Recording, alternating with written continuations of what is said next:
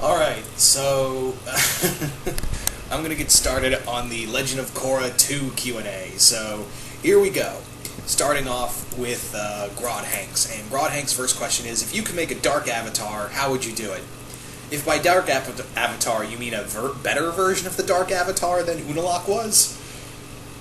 I think the best way you can do a dark avatar type thing is to maybe like make it the anti-avatar. Like this person can be reincarnated like the avatar, and be the where the avatar is the symbol of balance.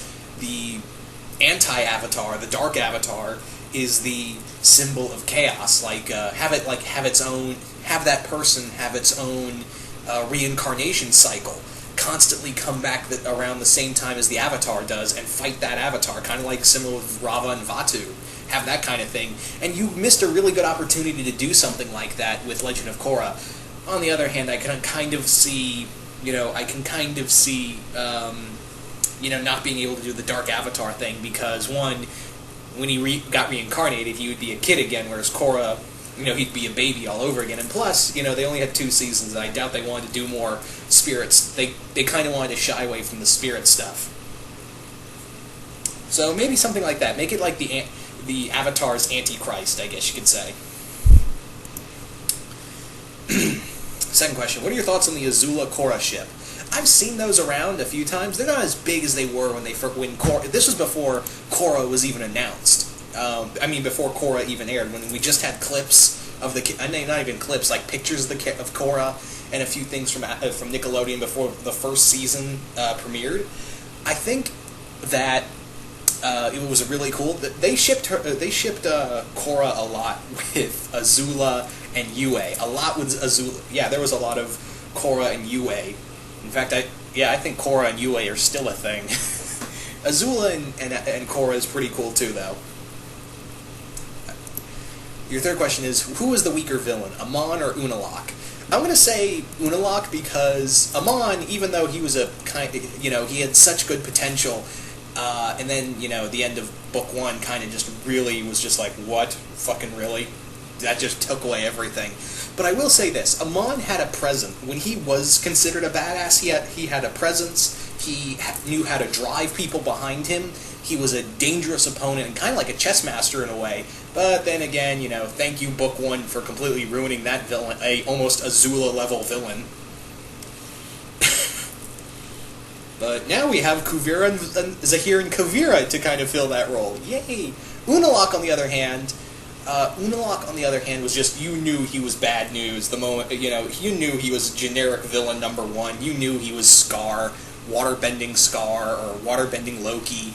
You knew the moment you saw him, you're like, yep, that's the bad guy. It was just like, it's not like with Amon where he was built up as the villain. Like, right the moment you saw him and he's doing all these master plans and all that, you're like, dude, we already know this is the bad guy.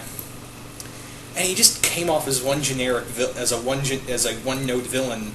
But on the other hand, he never really got Amon. Well, the only reason we know why he hates bending was because his father, and that's kind of stupid.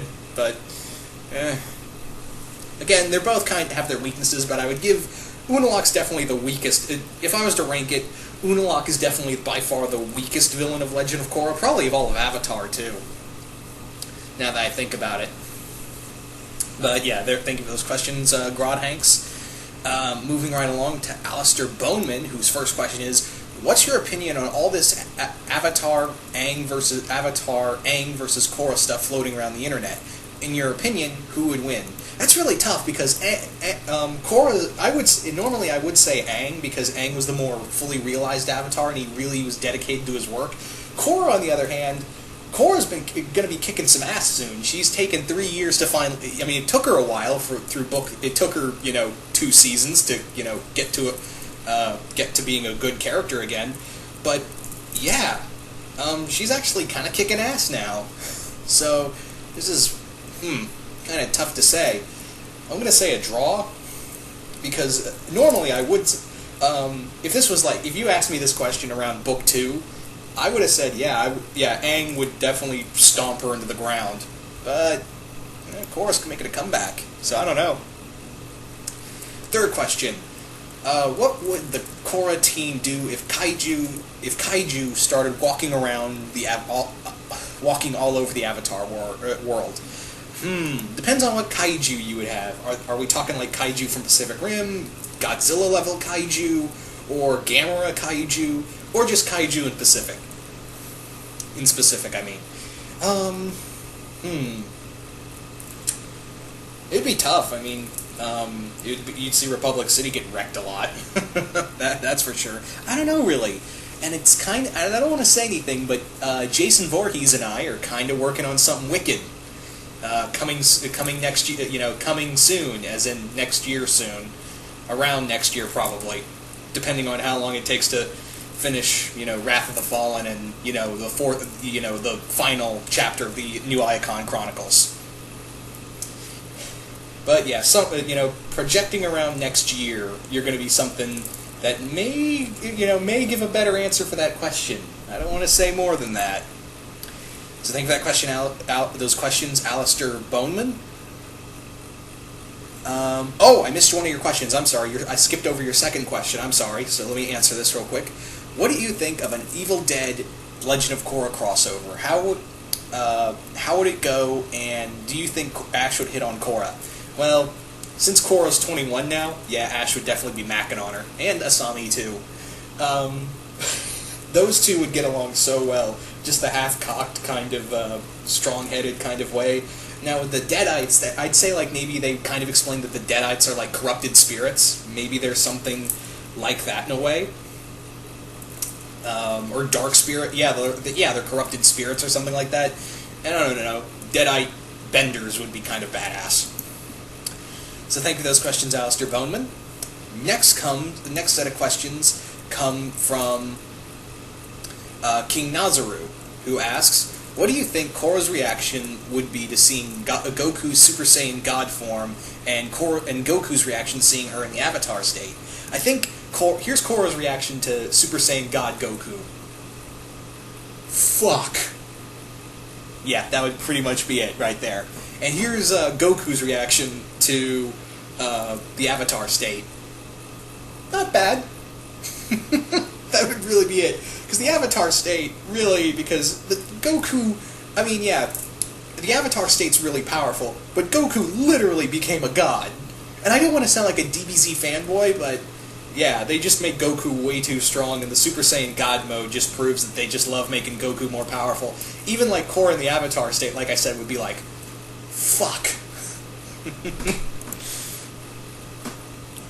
Anyway. So your second question is, what do you think it would be what would be the first thing Asami would say if she met Dr. Jekyll and Mr. Hyde? And here's her reaction right here. That's creepy. That would literally be it, right there. I think Asami would just be freaked out and partially intrigued. And your final question is, when is Legend of Korra going to tell us what became of Ty Lee after joining the Kyoshi Warriors? You know how much I love Ty Lee. That's the rest of what of King Nazaru said. I like Ty Lee just fine, but King Nazaru is definitely the bigger Ty Lee fan. I don't think we'll ever get to know what happened in Legend of Korra. I don't think they'll ever explain what happened to Ty Lee, unless Mike and Brian pull some random ass fact out of their ass.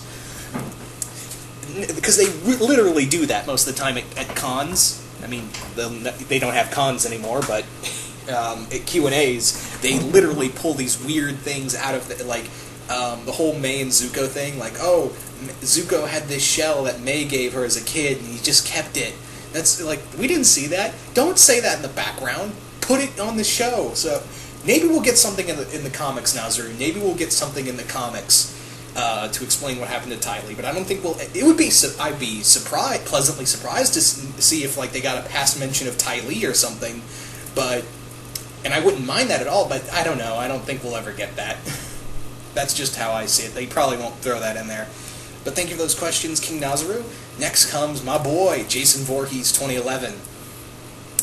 Since someone's already asked about Korra and Godzilla, what do you think about a crossover between Korra and Gamera? That'd be really cool because Korra is the guard. Korra's the bridge between two, both worlds, and Gamera's the guardian of the universe. I think it would be really cool to see those two unite and fight together, against the Gauss. Again, I would be going by Heisei Gamera. I could just see Korra fighting alongside Gamera, and just this legion of Gauss, or even the Legion from, Advent of Legion. That'd be really cool, too. That'd be that'd be so awesome.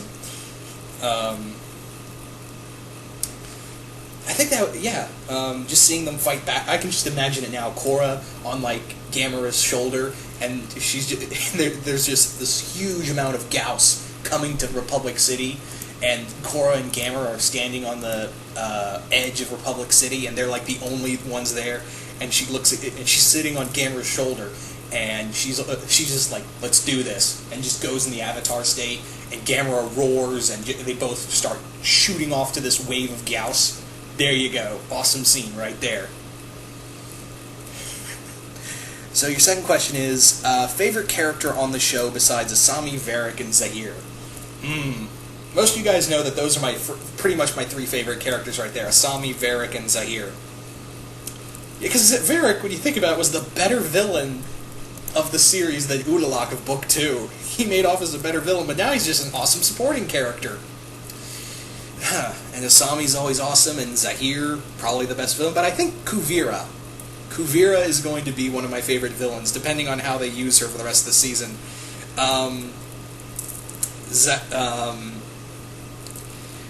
I think Kuvira is going to be, probably from that one episode, I was like, you're one of my new favorite characters now, Kuvira. Don't get fucked over. I'm sorry, I always think that, always going back to Amon, how they fucked him over. Tenzin. Tenzin's always good. I kind of like Tano. I kind of want Tano back. Maybe as an air, when he lost his waterbending, he got airbending after harmonic convergence. Maybe getting Tano as an airbender. Give him a little. I think there was room to get him more character. And again, that Tano. Korra and Tano, I'd prefer that more than Korra and Mako. But Korrasami all the way, Korrasami all the way. Anywho, so there you go. Tenzin, Kuvira, and Tano on a good day. Tano on a good day. So thank you for that question. Now that Squirrel... Oh, Sue is another one of my favorite characters. Sue's another good character. And Julie. Julie, I don't know why. Julie's just awesome. So there you go, that little extra bit. Then now on to the third question. Now that Squirrel Girl suits and mechs are now a reality in this universe, what other modern technology would you like to see in the semi-modern steampunk-like form in Book 4? Ooh, good question. I'd like to see updated Fire Nation tanks, because we had those World War I-esque kind of tanks. Maybe we can get maybe Sherman or tanks that look like Fire Nation tanks that look like the World War II Panzer or King Tiger tank, only used for good. I would like to see.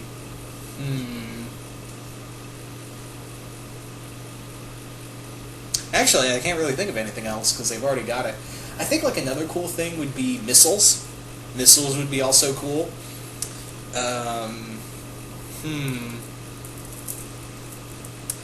Missiles would be a lot of fun. Television, yeah, the start of. We already have movers. We've got movers, so maybe the start of television. Yeah, there you go, TV. So thank you for those questions, Jason Voorhees. And moving on now to Zack the Thunder King. And Zack's first question is, if Legend of Korra continued in comic book form, what do you want to see in the comic? I would like to see Zahir come back. That's what Zack said. I would like to see Zahir come back if he doesn't show up in book... I have a feeling he'll show up again somewhere in book 4, because he is still alive. In the comic books, I would like to see maybe some... I think it'd be cool to get some solo title. I know they're probably what they're going to do with the Legend of Korra comics is probably do what they're doing now with the Avatar comics, is to put out one little tiny graphic novel in 3 parts in one year, which is annoying as hell, and all those stories have been boring.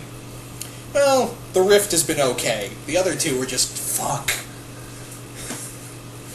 Yeah, but The Rift has just been okay at best. I think it would be cool to maybe do single issues once a month. I think you can do story arc type. I think it's time to make it not so much like a graphic novel, bi-monthly type comic. I think it's time to give it a monthly, one-issue series and give it this series story arc, and maybe even get some solo titles. I would be okay with a Lynn series. I'd be okay with Legend of Korra, Lynn series of her, doing these hard-boiled detective type stories. That'd be cool. Or I'd even find, even though he's not one of my favorite characters, Mako. Mako doing detective type stories. I mean, he is a cop, he's a detective now. Excuse me. I think it would be cool to do some hard-boiled type stories like that of him doing some crime work in the Republic City underworld, and maybe do some origin comics. Maybe talk about the origin of the Red Lotus. Talk about expand more on where Zahir, Pali, Ghazan, and Minghua came from. Talk about do mini-series on their origins, because all we got was one little we got some origin on Zahir and Pali, and that wasn't even much. We don't even know where the hell Ghazan and Minghua came from, and how they mastered their bending skills. So maybe some origin comics.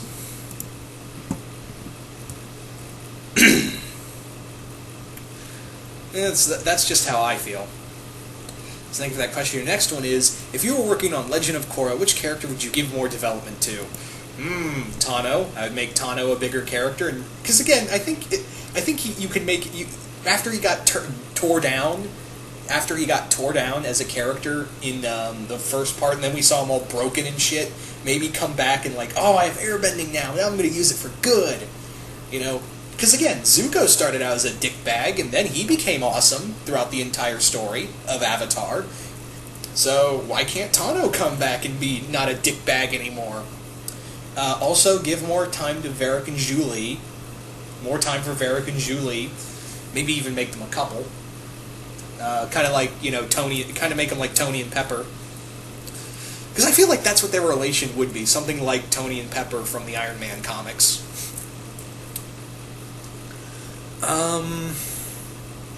What else?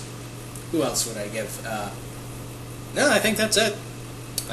Also, Sue's other kids, like Huon and Wing and Wei, her other kids. Yeah, I want to know what happened. Give a little more time to her other kids.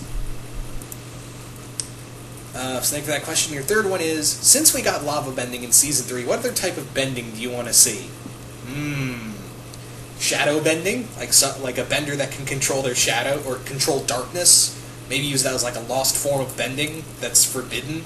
Yeah, shadow bending would be cool.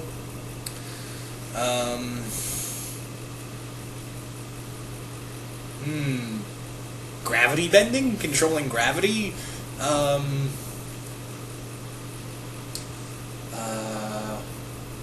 Let's see. Storm bending. There you go. Control, maybe that's another level of air bending where you can literally control the storm. Control a storm. There you go. That's pretty much all I got. So thank you for those questions, Zach the Thunder King. Next comes from Burnouter7, who asks, what would Korra and her friends think of Skull Island if they got shipwrecked there? Ooh, I love this. Kong and Korra. That would be so cool, seeing Kong and Korra, crossover between Kong and Korra. But how I would do it is maybe how I would do it is not have it with Korra, but in that 3-year time gap of somewhere early in the 3-year time gap with where Varric Varric is he's looking to put an expedition together to make another mover without Nuktuk, and he gets the map to Skull Island. So he brings Asami, Mako, and Bolin with him, and even Tenzin. Tenzin goes with him. And Tenzin and Jinora travel with them. They go there. Asami gets captured by the Islanders, gets brought to Kong, and everyone else has to go rescue her. And Varric is just he's the Carl Denham of the story. But I think what he would do is Mako would ask him, so what? You want us to take the monkey back? Take this thing back to Republic City? To which Varric would go, oh God, no, that's stupid. What if this thing got loose? I'd be liable for all the damage it caused. Hell no, I'm not taking it to Republic City. Because I think Varric would understand, oh wait, if this thing got lost, I would be viable for all this. So I think it would be really cool. So, second question is, which character would you kill off and how would it affect the others? I'd probably kill off Bolin. Even though Bolin, you may become a better character in Book 4, man, those past 3 seasons were not too kind on you. But I won't. I'll say this: I'm not gonna. If I were to kill Bolin, it wouldn't be because he was one of the most annoying characters. I do it because I think it would have an emotional impact because him and Korra were close friends. That's obviously Mako's brother. Him and Asami were he was the guy who kind of brought had these funny moments to keep everyone kind of light on their feet. And I think that would be his thing is he would just all the joy would be gone. All Bolin's dead, even though it was, albeit, annoying joy, it still kind of kept them light on stuff. So I think it would be,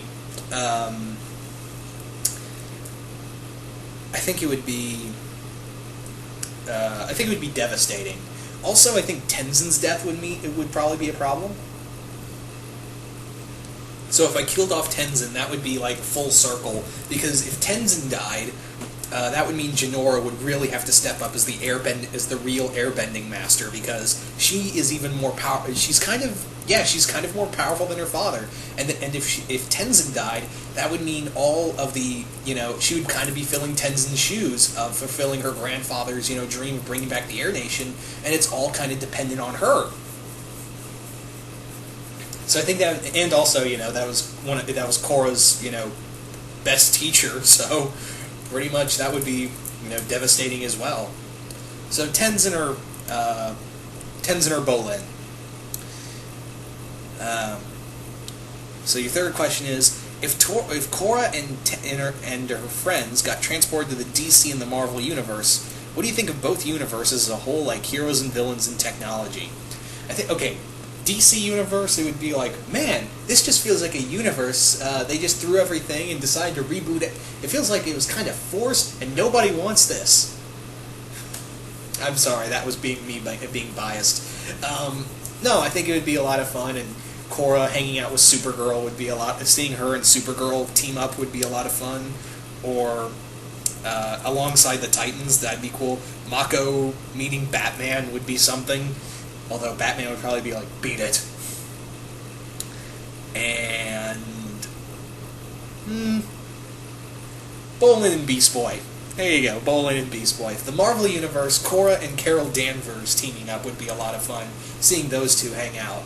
And more, Korra just hanging around all the female superheroes like She-Hulk and Hellcat and Black Widow, and so being just surrounded by so many female characters. And like I said, Asami would just be in awe of Iron Man, as I've talked about before. So thank you for those questions, Burnout or 7. Next set of questions come from Kirby Sonic Team, who ask, as time has progressed and the books have gotten better and offered insight on past characters, Korra mainly, do you start to appreciate the previous books that you didn't really like much more in a positive light? I'd love to say that, Team Kirby, Kirby Sonic Team, I really would, but here's the thing. It's still kind of hard to watch, and I still find problems when I go back, especially in Book 1. I can find a lot of problems in Book 1. I think that's kind of the thing, is that it's really hard to watch those episodes, because it's, like, again, you kind of wish, why couldn't have been, what was causing the first 2 seasons to be as bad as they were? That's what I'm really upset about, is because these, season 3 and Book 4, Book 3 was awesome, and then Book 4 had its Book 4 hasn't had any problems. It's astonishing, those past 2 episodes. So it kind of angers me, really, that when I go back and watch Book 1 and 2, especially Book 2, and Book 1 has some major flaws too, I look at it and go, Where was this? Why couldn't it have been this consecutively? We could probably, you guys could have gotten, web show, it could have stayed on TV if it wasn't this annoyingly bad. That's what really angers me, Kirby Sonic, is that you look at how good, Book 3 and how Book 4 has been good so far, and then you look back and you're like, where the hell was all this good character development stuff in Book 1 and 2? That's what really bugs me, so, not really. Your third question, if you were to rate each season on a letter grade scale, okay, what would you rate each season on Korra on a letter grade scale? Okay, Book 1, C.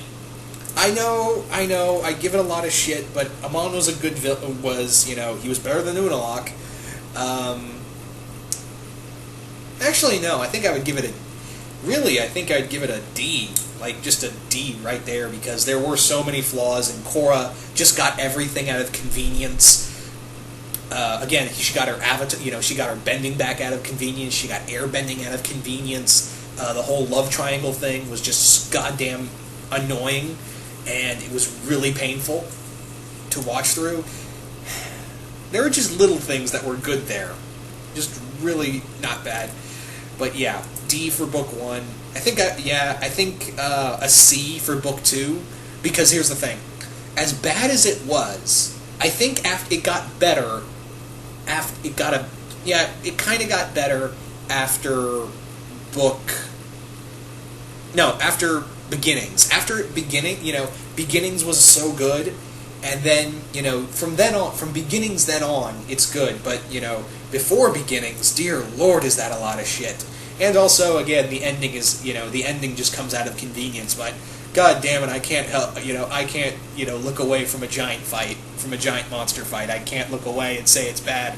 God damn it, my inner kaiju fan is like, you admit it, you liked it.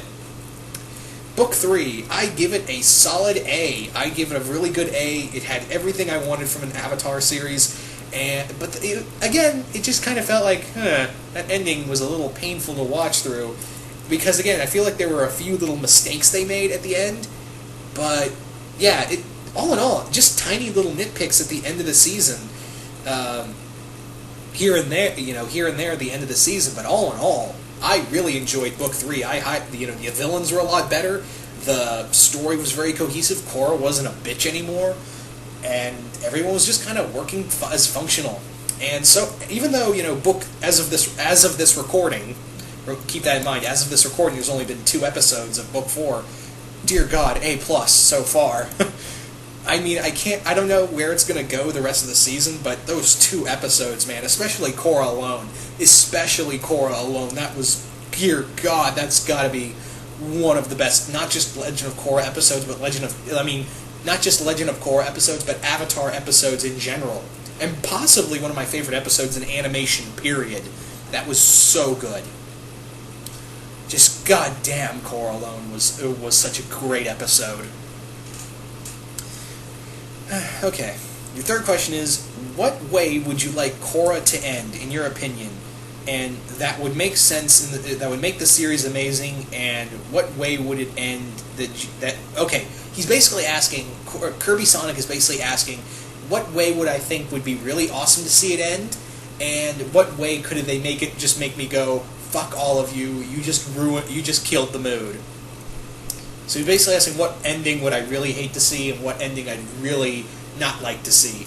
Well, for one thing, I don't want an ending where it's just one big story being told to someone, or it's all in the imagination of one kid and playing with a snow globe. Kudos if you got that reference.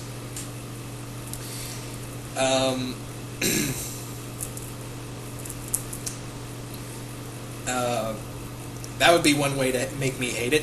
I think one way to make it awesome is to maybe have it that Korra grew up. Korra's older. She's in her you see in the final parts of the episode, she's going on in years, and she's become known as the greatest Avatar. She brought back the Air Nation. She fought off the Equalists.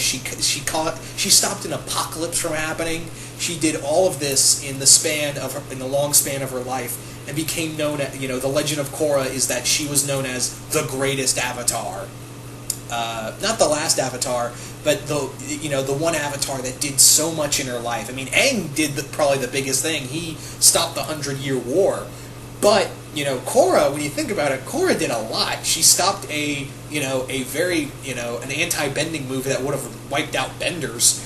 You also have, she pretty much stopped the apocalypse from happening by stopping Vatu. She also, she managed to stop an assassination plot on all leaders with Zahir and all that at the cost of her own, and also brought back the airbenders. That was something even Aang couldn't do. And, I'd really like to see, she's gotten on in years, and maybe have it, the best way you could do it is that at the end of the episode, Korra's, in her 90s, she's in her bed, she's on her deathbed, and she passes away, and, everyone's in, just weeping, and then it cuts away and it says 3 weeks later, and then we see this baby crying in the Earth Kingdom, and it's and then it says at the bottom, the legend continues. There you go. It's the cycle continues of you see a young earthbending, a young baby being born in the Earth Kingdom, and a baby crying. It's a boy or a girl or whatever, and it's just the legend. The legend continues. I don't know. That's just something I'd like to see of Korra. Korra being hailed as the greatest Avatar, and the baby's born, and you've got old Mako there.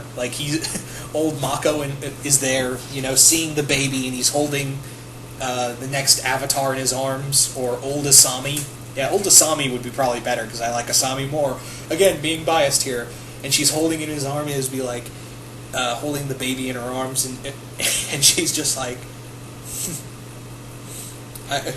he's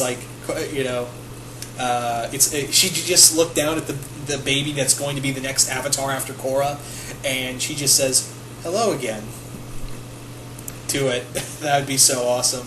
The other way you could just, I don't know, again, I think the worst way you could say is, it's everything you saw in Legend of Korra was just a story being told to a couple of kids by an old man who turns out to be Mako or Bolin or something. That would piss me off. I hate endings that are like that. I really do. So thank you again, Kirby Sonic, for that, for those questions. Moving right along to Major Badass, and Major Badass asks, if we're gonna go into the Avatar world, what type of bender would you want to be? What type of animal companion would you want? Okay, what kind of bender would I want to be, and what kind of animal would I want? Okay, since I'm born in the horoscope, I'm born under firebending. I know, everyone wants firebending, but hey, controlling fire having the power of fire would be kind of fucking badass. I can't lie, and again, it's under my horoscope of being, a fire, being born under a month of fire, or whatever the hell it is. Astronomy confuses me sometimes. So I think the best way I could go, also in terms of animals, I think the one animal I would want is platypus bear, because fuck you, platypus bear. It's a bear and a platypus put together. How can you not say no to a platypus bear? I ask you people. Really, would you not how could you pass up a platypus bear? Yeah, so there you go. Firebending and platypus bear. There you go. Second question. Do you think it would be cool to have human spirit offspring in the world of Avatar? Like people, getting it freaky with spirits. I'm surprised, if this was the real world and we had spirits walking, if Korra did what she did in, the real world, people would be trying to fuck spirits. There would be some kinky-ass people out there trying to fuck a spirit. I'm just saying that you know it, I know it, we all know that kind of crazy shit would happen. We all know that would happen. Don't deny it. I kind of imagine there are fanfics already out there of, human-spirit relations. I kind of imagine that, some, a group of a group of earthbending girls getting it on with, living vines in the spirit wilds of Republic City. I kind of imagine there's probably fan fiction of that out there somewhere. So there you go. There's my answer, Major Badass. And your final question is, do you think you'd be able to handle Korra in bed, or do you think she would break your pelvis? She's not like Amazon strong. Although I am kind of afraid she probably... I don't know, like...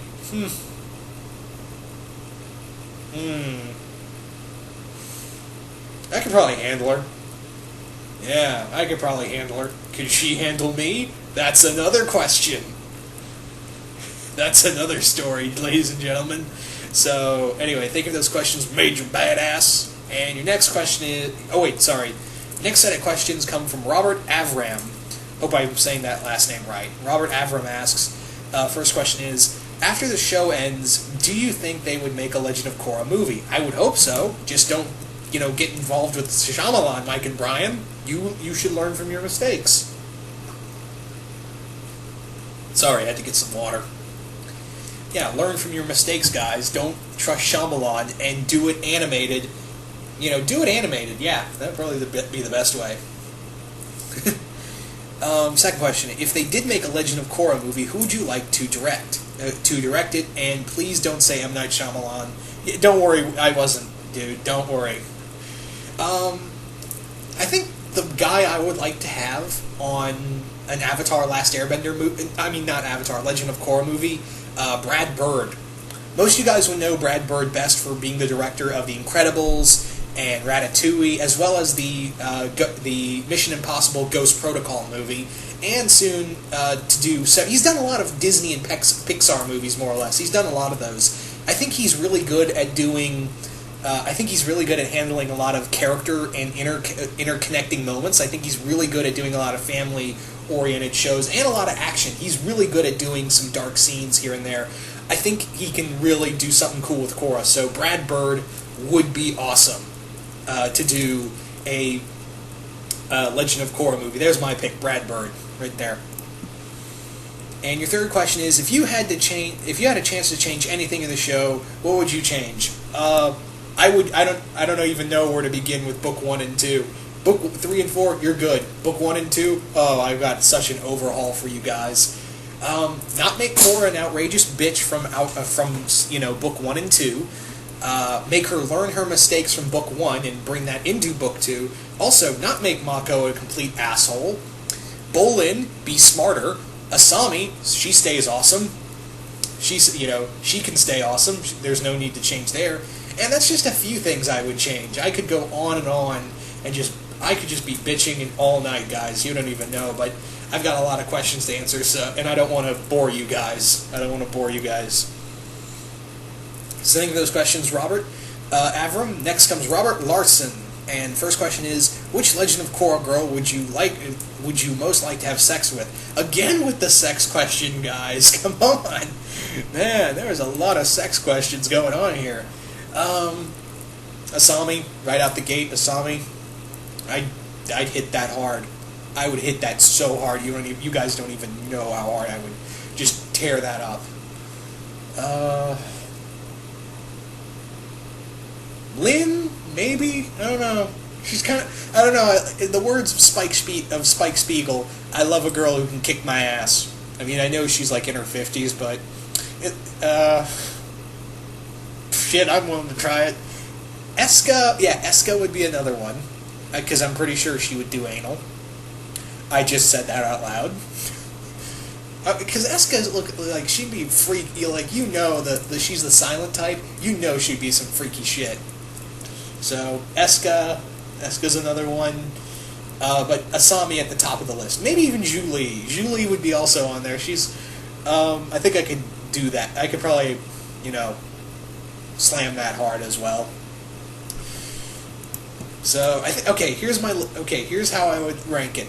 Asami, Eska, Julie, Lynn at the bottom. And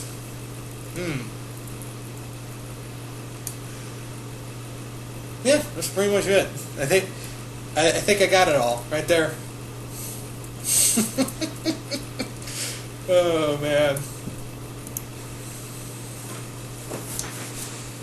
So thank you for that question. Your second question is, what is your favorite what are your favorite pairings? I just have one. Korra Sami. Korra Sami. Hashtag smooth Sami. Smooth Korra Sami. Doesn't have the same thing as smooth Donatello, I know. So Korra Sami, because let's face it, after book three and after what Korra wrote to Asami, saying that, oh, I can only trust you with what I know, yeah, that thing. Like I've said it once, I'll say it again. The Korra Sami ship is a goddamn helicarrier now. It's not, like, yeah, even Janet Varney, the voice actress for Korra, supports Korra Sami. Yeah, she hated my Korra too. Yeah, so she loves Korra Sami as well. Even the voice, when the voice actresses, because the voice actress for Asami was also very cool with it as well. She was also very cool with Korra Sami. So when the voice actresses are cool with this kind of, cooler with this than the regular pairings, yeah, that is something awesome right there. So there you go, Korra Sami. It was Amora, but then, okay, the only reason I shipped Amora in the past was because I knew Makora was coming, and I was like, man, I just do not care about Makora because it makes no goddamn sense. Both characters, because again, you have to understand that this was in the vein of Book 1, so I had the mindset of being, wow, Book 1 really sucks.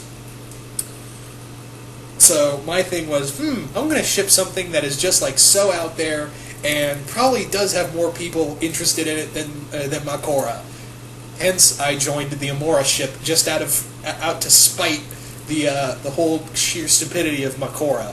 If anyone out there is a shipper, a Makora shipper, if anyone out there ships a Makora, I don't have any hate against you. I cannot stand it. If you like it, that's totally fine. No ill will against you. Me personally, I can't stand it. But Korra Sami, because here's the thing. Remember, here's the funny thing.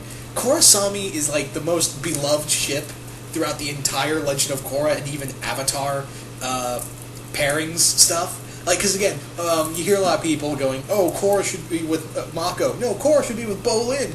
Or Mako should be with Asami. No. And you hear them back and forth. And then when they get to Korra Sami, everyone's like, oh.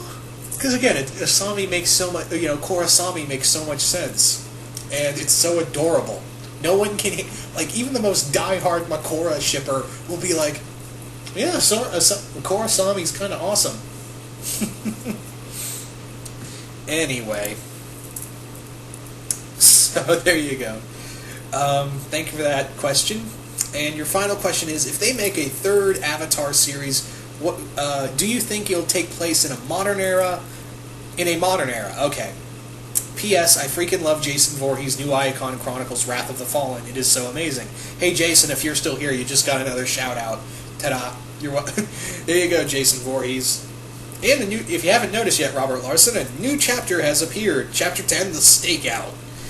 And getting back to your question, I think it would be cool to see in the modern era, because again, that would really show that the Avatar is no longer needed. When we got internet, I'd really love to see the kind of internet. Actually, no, I think I'd really be interested to see how bending bending works on the internet.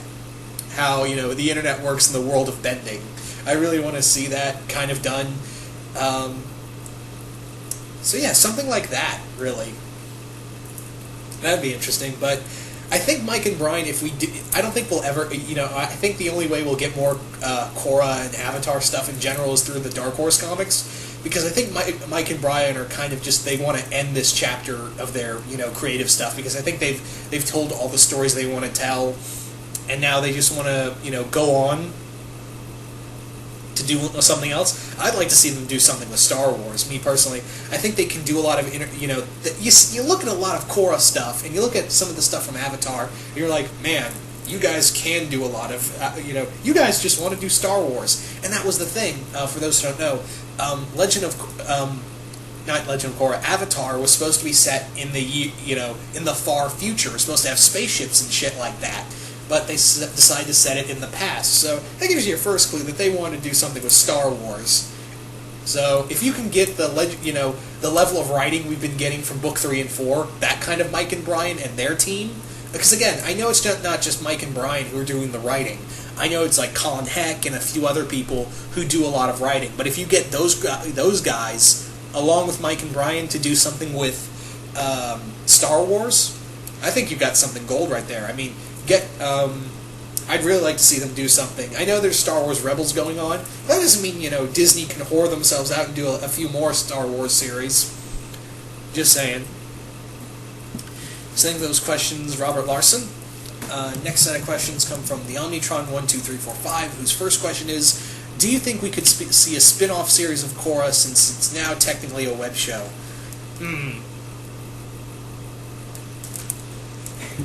I think it's a possibility, but again, I don't think that's going to happen because, again, I think Mike and Brian and everyone else on Legend of Korra, they want to kind of end.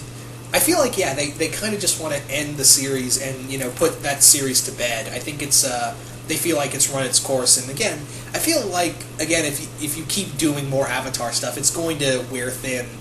I mean, Book 1 and 2 kind of wore on all of our nerves. I mean, 3 and 4 were the, really kind of reignited that passion.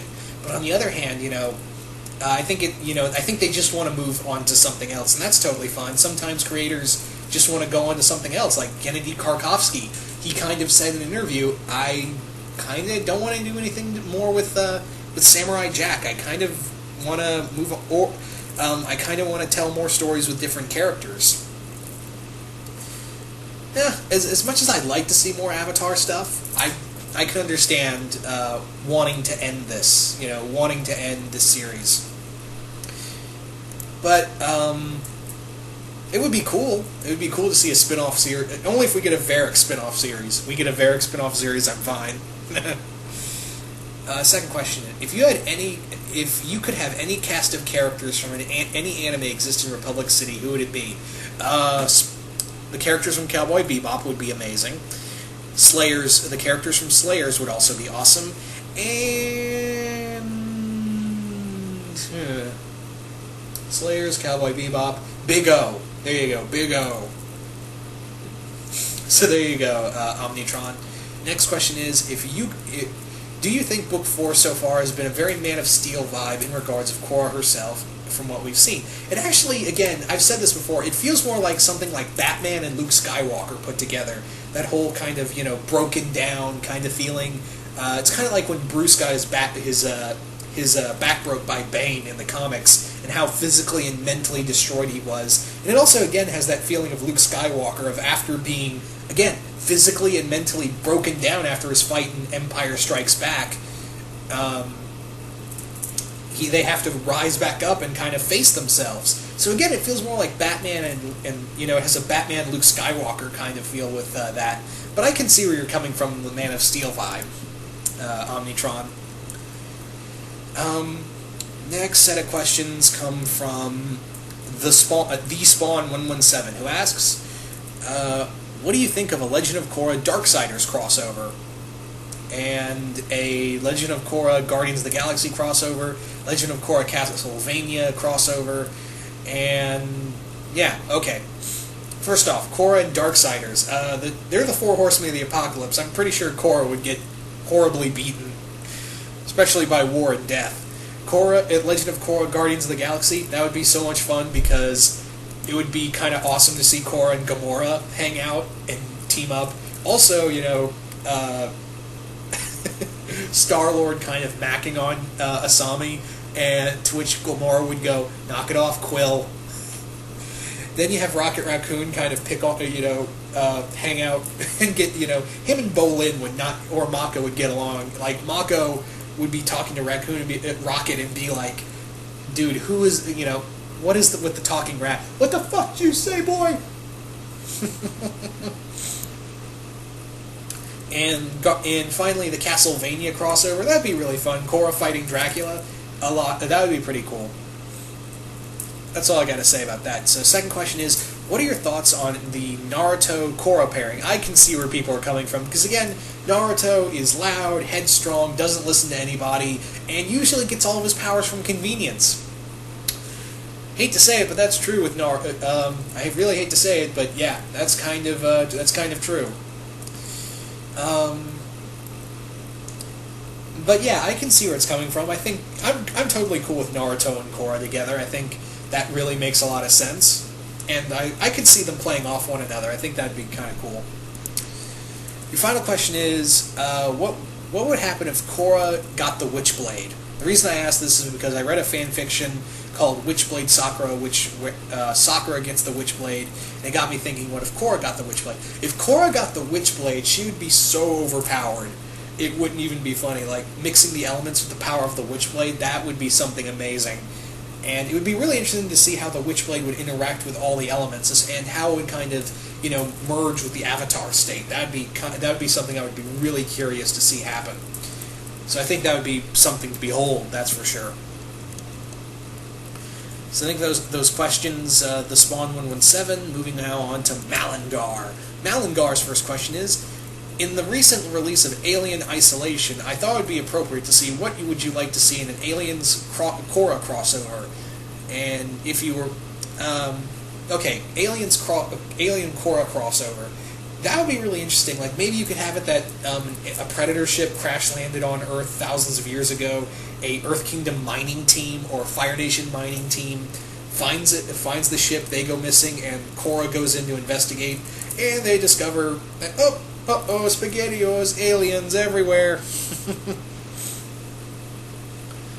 Okay, I don't know if you're too familiar with the Rooster Teeth series RWBY. Again, guys, I haven't watched RWBY. I know, I have not watched RWBY. It's on my to-do list. Don't worry, it is on my to-do list. I've got just so much shit to go through. I'm sorry.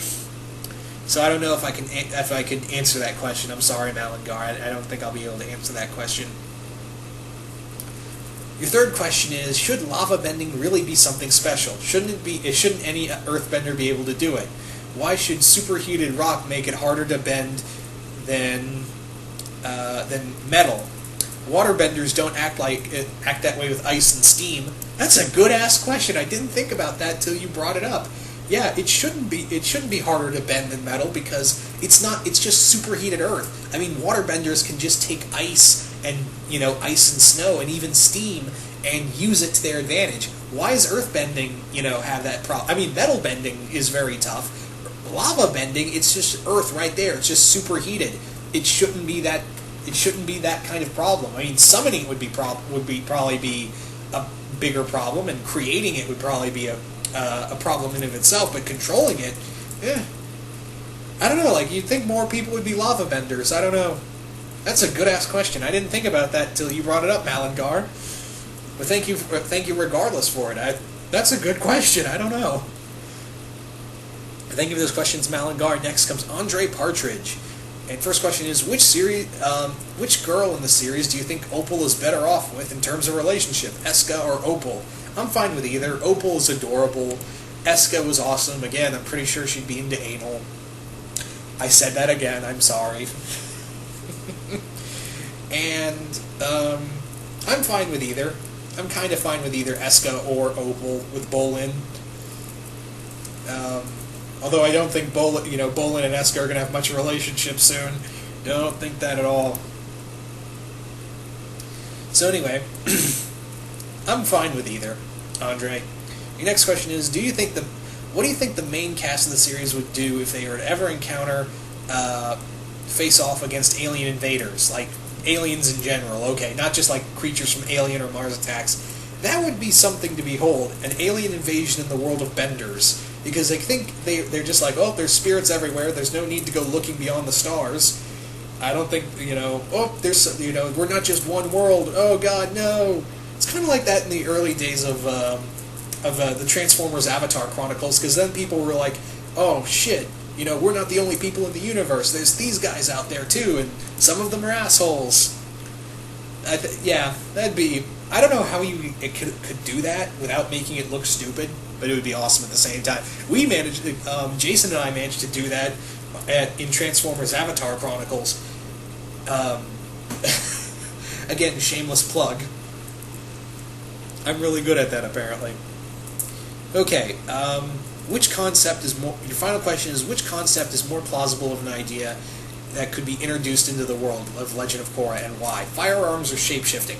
I'm going to say firearms because we have water arms. I'm pretty sure firebending to make arms is probably easy as well. So thank you for those questions, Andre Partridge. Next comes Joaquin Morgan. Joaquin Morgan. I really am sorry. I deeply apologize, sir, if I completely butchered your name. I'm terribly sorry if I butchered your name. So your question is, how would you write a Legend of Korra Thor crossover? How would I write a Legend of Korra Thor crossover? I think how I would do it is that Thor is interested. He hears about the legends of the Avatar, and he's curious to know, could Korra, be considered a god? So he goes down to Earth to find her, and maybe have a frost giant invasion in Republic City. Maybe have that. I don't know. Again, you see, here's the problem with crossover questions, because again, I have to kind of let an idea fester in my head and kind of think of something plausible. I could probably think of something better than that if I thought about it more, but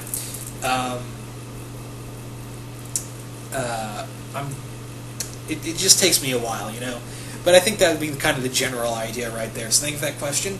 Next comes Matt Kaiser 08, who asks, what would you do with a Korra Godzilla crossover? Make it awesome, duh.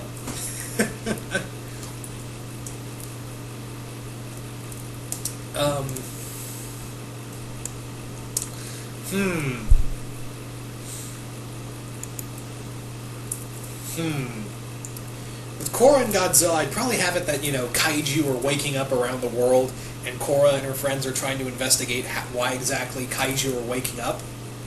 And again, Jason Voorhees and I are working on something. Not gonna say much, but we're working on something. And again, for those wondering, I'm answering Matt's question because he's asked. It's not the other person asked, what would people Korra think of kaiju roaming the Earth? With Matt, he's asking specifically Godzilla and Korra as a crossover. So that's why I'm answering it. So loophole. Second question: if Korra, Mako, Bolin, and Asami had their own personal Zords, what would they be and why? Korra's Zord would be the Polar Bear Dog Zord.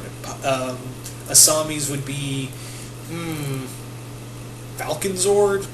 Mako's would be Dragon Zord. Bolin would be, I don't know, Badger Mole Zord. I don't know. That's what all I can think of right there. So thank you for those questions, Matt Kaiser 08. Moving on to Wolfman the Impaler, who asks, kill, marry, fuck, Korra, Asami, or Eska? Man, what is it with you guys and, all the sex questions with Korra? Man. Man.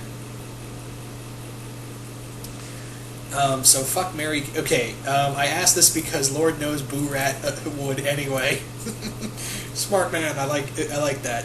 So, kill, marry... This is tough because they're all on my fuck... Well, Korra's not on my fuck list. She's attractive, I don't know.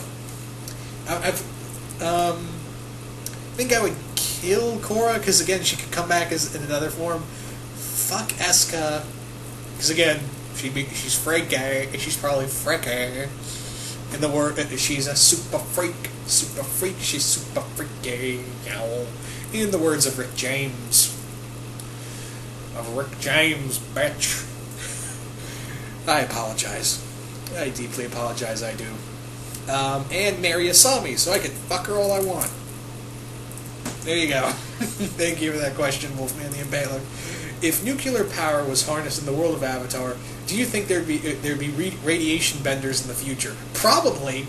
I would not be surprised if we got radiation bending was a form of fire bending. I don't know why I connect that with fire bending. I don't know. Radiation's hot and it kills you. Fire's hot and it kills you. Yeah. I mean, with radiation bending, it would suck to fight a radiation bender. Like, he would just point his finger at you and go, "You're sterile now." No! Wait, you did me a favor. Yay!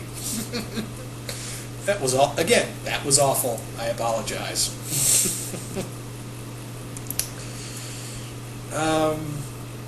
Your final question is, what kaiju do you think would fit in the world of Avatar? Okay, I'm going to answer this question because it's not like with the other ones where it's. This is asking what type of kaiju would fit into the world of Avatar. More not like what would Korra's group handle kaiju or Godzilla crossover. This is asking what type of kaiju, what types of kaiju would work in the world of Avatar.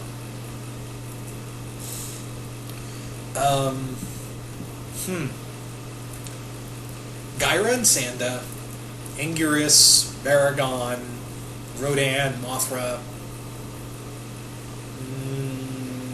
Zilla, Titanosaurus, Kumonga,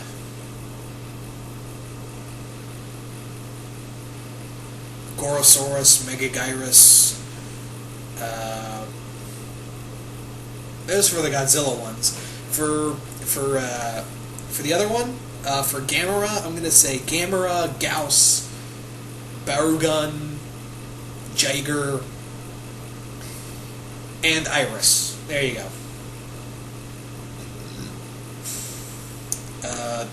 I would go list through all the other kaiju, but yeah. Thank you for those questions, Wolfman the Impaler. Next comes XB Pastrana. I really hope I didn't butcher that name, but XB Pastrana, and apparently I'm not, according to XB, this person said it himself, or herself. Excuse me. Okay, first question. Who do you think is more badass, Lin Beifong or Ming Hua? Well, Lin Beifong's still alive, so that's got to help in the, badass factor. You can't deny, still being alive counts as a badass. But Ming Hua was pretty awesome too. Before she got tricked by Mako and then got electrocuted, which I still don't understand because again, Zuko said one bender couldn't take them on alone, and yet she kind of makes this very amateur mistake and gets fried. I don't know. That just still bugs me. I don't know. So they're both badass, and Ming Hua was really awesome, but I'm gonna give it to Lin. But Ming Hua was really awesome too. Next question is, what was your favorite cameo in Legend of Korra? Well, I wouldn't really say cameo, but it was so good to see Zuko again. It was really cool to see Lord Zuko again, and even help Korra. That was really cool. But I think the best cameo is Zhao's cameo was just hilarious because that bastard really did die. Now all we need is a cameo of Jet, and I'm fine. But also Iroh. It was so good to see Iroh once more. I mean, no one saw this coming when he showed up in the spirit world. It was like, Iroh, whoa. And your third question is, who is your go-to ship? I've already answered this question, XB, and like I said earlier, it's Korrasami, because Korrasami for the win. So thank you for those questions, XB. Moving right along to Travis Frendon, whose first question is, how would you feel if they made an episode in which Korra and the team made a parody of a female warrior, met a team of warriors? Basically what Travis is asking is, what if the group met a group, a version of benders or a civilization that were like Amazons? Poor Bolin and Mako and Tenzin, death by snoo snoo.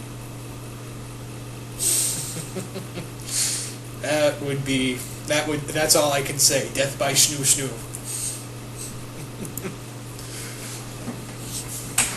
That's all I have to say. Second question. Would you marry Kuvira, and would you be afraid or happy? Like I said earlier, I like a girl who can kick my ass, so... And again, Kuvira is probably that kind of freak, so... I'm gonna give you a maybe? Right there, I'm gonna give you a maybe. Okay, your final question is, since we've seen Iroh in the spirit world already, would you like to see other characters like Sokka, Suki, and the other Last Airbender characters who appear there? I would love to see that. In fact, I've got a feeling that Korra, just a back of my mind, I have this weird thing in the back of my head, like, I'm kind of thinking not Korra, Katara might pass away in this season, like she passes away of old age. So I'm kind of curious, maybe, I wouldn't put it past him either, like maybe Katara passes away from old age, and what happens is that she's going to the spirit world, and she sees, Sokka, Suki, she sees all these, all of her friends, and at the end of the tunnel, end of this line of friends she keeps running into, she sees Aang with his hand out, stretched out, like, offering her take into the spirit world, and I'm like, feels, but also such a ripoff of the ending scene from Titanic. I know, that's, sorry, but I can't help but think that, so thank you for that question, Travis. Next comes Predator Warrior 18, and your first question is, if Godzilla ever appeared in Legend of Korra and started a rampaging in Republic City or anywhere else, do you think Korra will try to stop him? And if it didn't work, what would she try next? I kind of answered this question already with the. Well, it's more specific, really, is because this is more asking if Godzilla attacked Republic City. I think Korra would be like, "Fuck, I don't know what to do." She would just be like, "Oh shit, I really have no idea what to do in this situation." So I don't know what to tell you right there. Next question. Oh wait, that was the only question. Next questions come from ActionFan19, and his question is: do you think Kuvira could fit as a general of Hydra? Oh yeah, she's got all the makings of something Baron von Strucker would go, yeah, you're in. And second question is: what would happen if the symbiote latched itself to Korra? We're all fucked. We're all fucked. That's all I can say. We are all fucked. So thank you for those. I know that was pretty short, but it's kind of like 12 in the morning, and I've got work in the mornings, so I'm kind of trying to blaze through some of these questions. But yeah, like I said, we're all fucked. If cool. Next set of questions come from Hornpile Phoenix, who asks, do you think this season will be more with Bolin to do more with Bolin than make him a comedic relief? I really think so. I think they've kind of realized, Bolin's annoying, let's give him a character. So I think, and because again, that first episode from the season was like, it really showed that he's the naive soldier who wants to do good, even though he doesn't realize what he's doing is bad.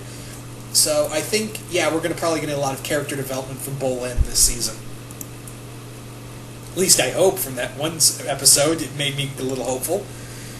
Okay, your second question is, if you could create a new type of sub-bending or expand on an existing one, what would it be and how would you do it? I think what I would do is maybe, again, I've talked about this already, shadow bending or storm bending. I don't know what it would be a subclass for shadow bending of the original four, but definitely make storm bending a new air bending style.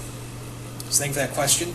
Your final one is, if the world of Avatar launched a space program, what kind of things would you imagine to be in their universe or planets or elements of bending maybe?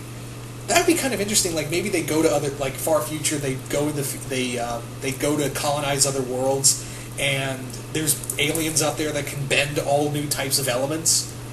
That'd be kind of cool. Again, sorry, I had to get some water. So that'd be really interesting. I kind of imagine them in these big, like even bigger mech suits, like Gundam-sized mech suits, colonizing planets. That's how I'm kind of seeing it right now. So thank you for those questions, Hornpile. Next ones come from Alex Inayas. I really do apologize if I butchered that last name, Alex, but your first one is, do you think kaiju would be able to exist in the world of Avatar? Oh yeah, I think that would be a possibility.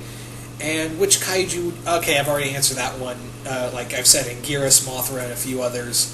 But yeah, I've already answered that one. But to answer your question, I think it's possible to see kaiju in that world. I think it would be a possibility. Next question comes from Jerkwater100, who asks, if you discovered that you could airbend, would you join the Air Nation? Yeah, because I don't want to fart and shoot 50 feet in the air, dude. Of course I want to control my airbending.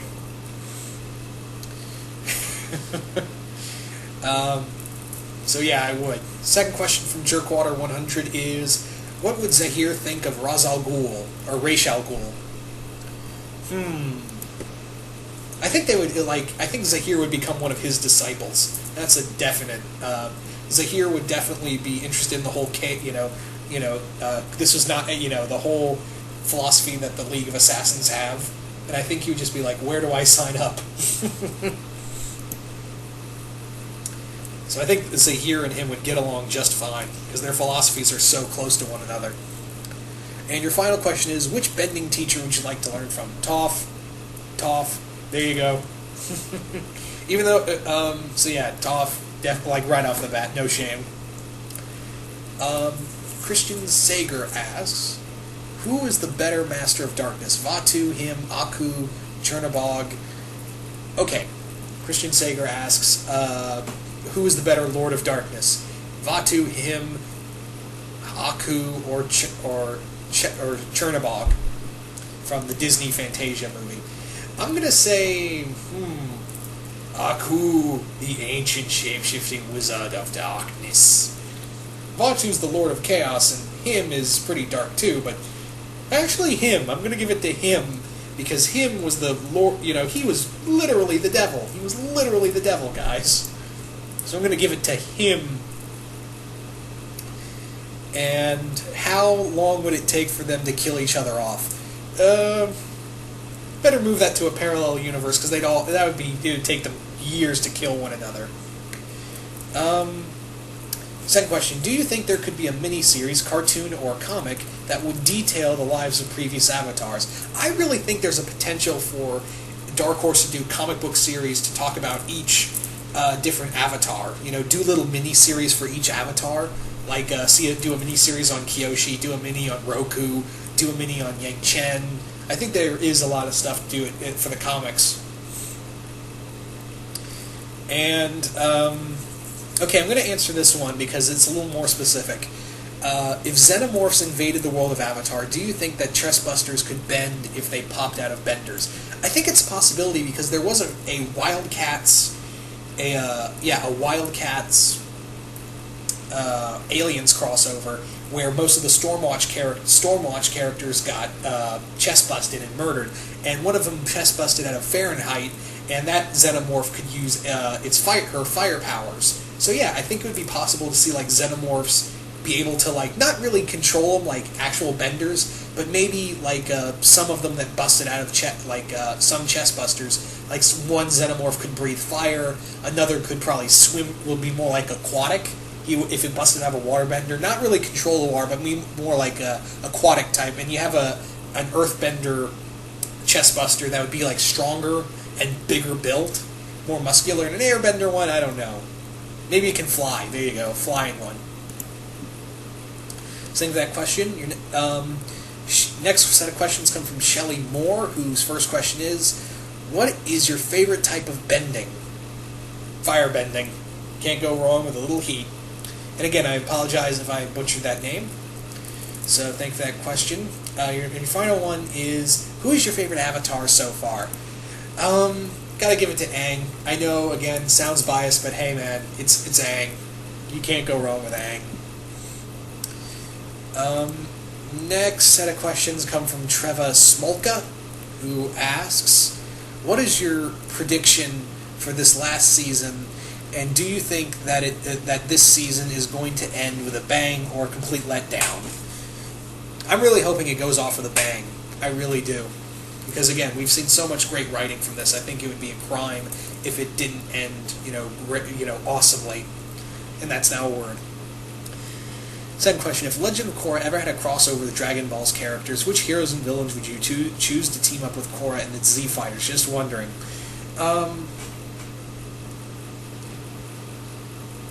Okay, Dragon Ball Z and Legend of Korra. Goku and Korra, that's a given.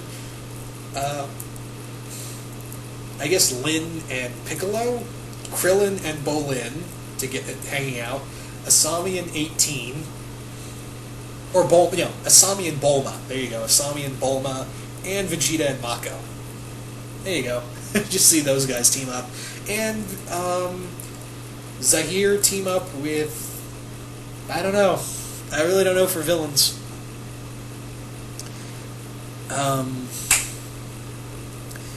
And your third question is, with Legend of Korra coming to an end, I'm just wondering, are we going to see more of this universe in animation form, or are the creators just going to move on to something different? I've kind of said this before, I think they're going to move on to something else. I think it's a big possibility that they are going to move on to something else in their universe. I think it is a possibility that it's going to move on into a bigger universe. I think they want to move on, not in their own universe, but I think they want to move on to something else and just kind of let the fans kind of do what they want with it and kind of play around that toy box. That's a given, I think. I think that's the best way they could do it. And your final oh wait, that was your final question. So thank you for that question. Those questions, Trevor Smolka, and the next set of questions come from Serpent Talata, who asks, first one: if you could design physically and mentally the next Avatar, what character will you do? How would I create my own Avatar? And I think you're right, Serpent. It's I think it is Earth in the next line. The Earth, an Earthbender in the next line after Korra.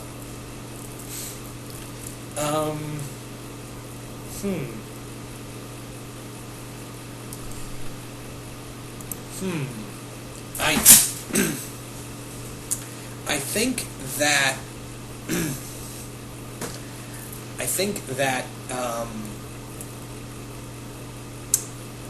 that I would do something not like a headstrong Earthbender, but more like someone who was like Aang, who didn't want to be the Avatar, because again, being the Avatar is a huge ass responsibility. It is a massive, just gigantic responsibility for someone to take over. It's just something that someone just does not want to do for their lives. It's just not fun. But I think that would do something like that, where it's someone who's just like, man, this is a sucky job, but I gotta do it. And not be a bitch about it either. Not bitch about it. That'd be the other thing. I mean, don't get me wrong, Aang is a great character, but... And again, he understood that what he was doing was for the betterment of all benders, so I think he would be, And again, I think it would be someone with Aang's kind of personality of, well, being the Avatar is a tough job, but I gotta do it. So yeah. Next question is, if there is a next season or comic book in the world of Avatar, what would you want to see? Past world or future world? The past of the world or the future of the world? I think it would be cool to see what the world was like before Aang. I'm always curious, what kind of world was it like for the other Avatars? Was it more like where they, I'm really curious to see how the Four Nations kind of became the Four Nations, and what kind of the little things that built up to the the beginning of the the Fire Nation and the creation of the Earth Kingdom, and the birth of the Air Nomads and the creation of the Water Tribe and the creation of the southern the breaking off to the Southern Water Tribe, all that kind of stuff. That's really interesting to me.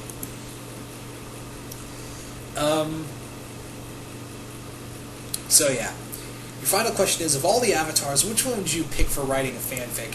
I'd really like to write a Kyoshi fanfic. I really would. I think Kyoshi is such a badass.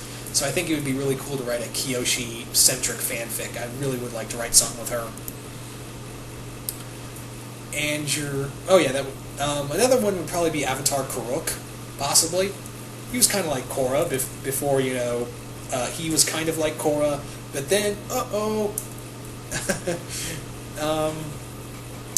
the code kind of took your girlfriend's face. Oops.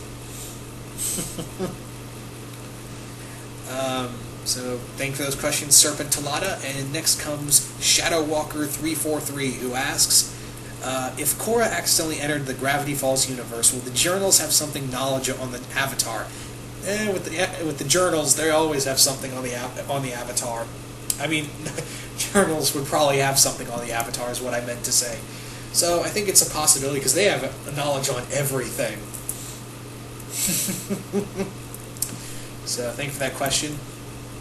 Next one is, what happens if IDW buys the rights to Legend of Korra? Oh, I'd be dancing. it would literally be me doing the safety dance. Enjoy a joyous safety dance. That's what I would do. A joyous safety dance in just joy, because IDW knows what to do with titles. I mean, not to say Dark Horse doesn't, because they've done a lot of great things with the Alien and Predator titles. But I don't know. I think it would just get a different writer, and I'm really not liking. I don't know if it's like Nickelodeon telling them to do this, or their idea, or I don't know who's telling them to do. But I think it would be better off. And again, they were really good at Star Wars, but yeah, we now know they're being reverted over to Star Wars is going over to Marvel. But yeah, they were really good with Alien and Predator and Star Wars. So, I don't know. Like, I would like to see it at IDW, but I still have hope Dark Horse will be like, okay, we got to get our shit together for something else. So thank you for that question. And your final one is, which character would you ship with Asami as a crossover ship? Okay, as a crossover ship.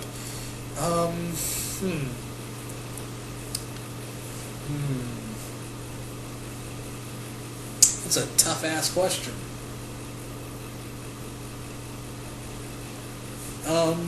Maybe Donatello from Ninja Turtles? Maybe Donnie?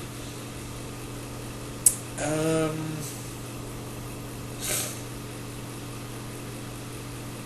don't know. Donnie's the only one I got. I'm going to have to dig around. That's a good question. But all I got is Donnie so far, so yeah.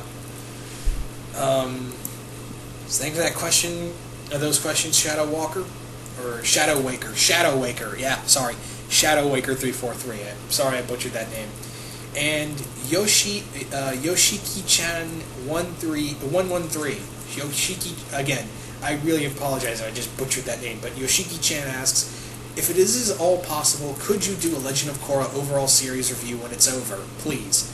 It's a possibility. I think it is a possibility that I could do a review on a whole of Legend of Korra. I think, but then again, I think there would be something where I'd have to get other people, and again, I've said this before on my channel, on my videos before, where I've got a new computer and it doesn't have a built-in mic in it to allow me to communicate with other people.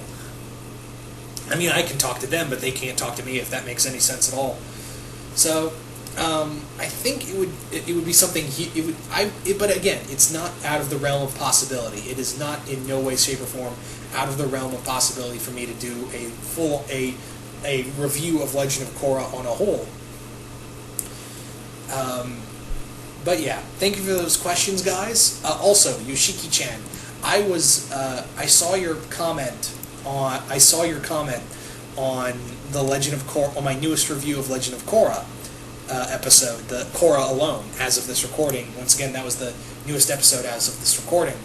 And I read your comment on my channel. I read your comment on the video, and peace. I mean, that was really moving. I was really touched by that comment you left. I was, again, that was really moving, guys. I'm really glad Korra managed, Korra, who was such an unlikable character, managed to be such an inspiration. And again, I'm kind of upset, and I've said this before earlier in the video, why couldn't we have gotten this in the previous two books? Because what you said was really, it took a lot of guts to say what you said in that comment, and, more power to you, because man. But yeah, anyway, thank you guys once again for this Q&A. I think this might be my longest Q&A yet, and I'm really tired. But I decided, you know what, I want to do this Q&A before I, haul off to sleep, because I've been kind of putting it off. And once again, I hope, if I didn't answer someone's question, if I forgot to answer someone's question, that usually means that YouTube was being a total dick and decided to mark the person asking the question as spam, or didn't even show up at all. So I'm really sorry about that, because again, YouTube can be a dick sometimes. Once again, I hope you guys enjoyed this Q&A. I know it was kind of long, but I hope you guys stuck around all the way through. And once again, hope you guys enjoyed this on the whole, and I'm out.